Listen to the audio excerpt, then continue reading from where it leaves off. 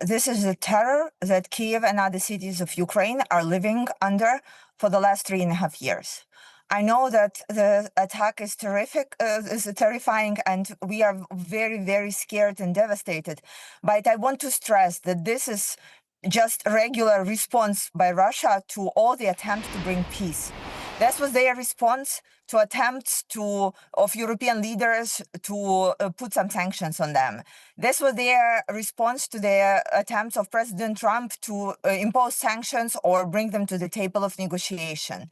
And this Armageddon that we are under almost every day and night is something that has not stopped. This is the answer by Russia to everyone who is saying they want peace.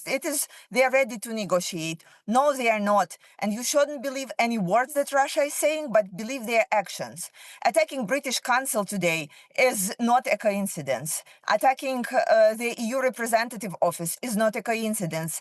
Same way as just a couple of days ago, they have attacked a factory in the far west of Ukraine, in the city of Mukachevo. This factory was one of the largest American investment into Ukraine.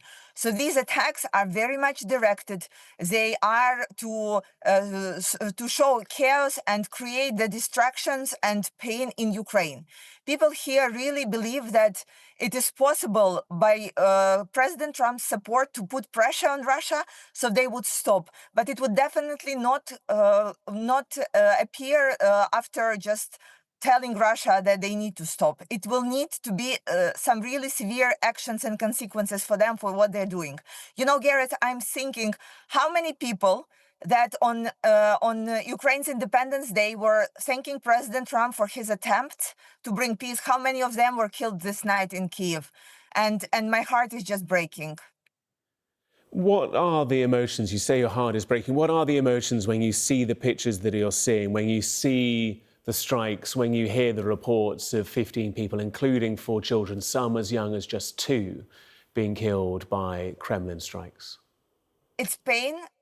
It's also hate to people who are committing it, but it's also pure not understanding of how the world can continue watching and feed everyone with those useless hopes that Putin, you just need to look him in the eye and that this may end like that. As of right now, Gareth, we haven't received any confirmation from Kremlin on anything that President Trump said he heard from Putin.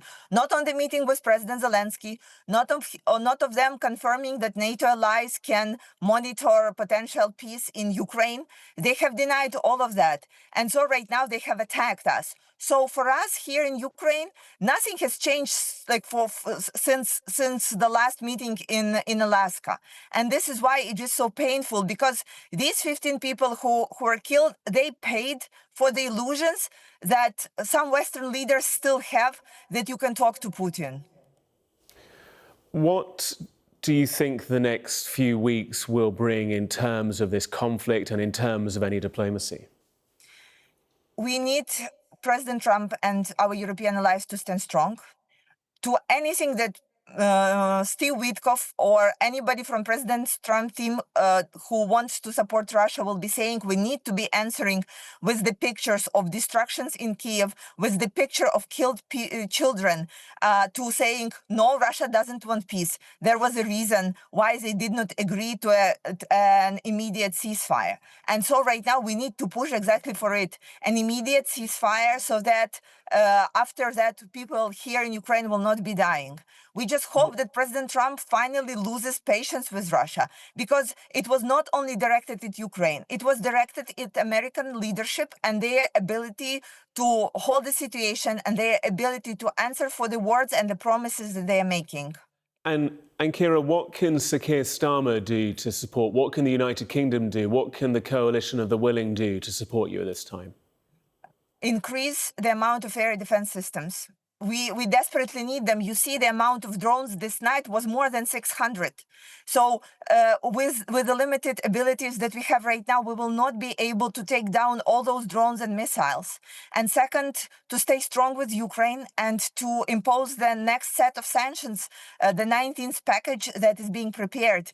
This is something that we need, not to sanction some parts of Shadow Fleet, sanction all ships from Shadow Fleet, not sanction some Russian companies, sanction all of them. They are all right now complicit in these attacks and terror that is happening. Joining us live from Kiev, the MP in Ukraine, Kira Rudik. Good to have you with us. Thank you.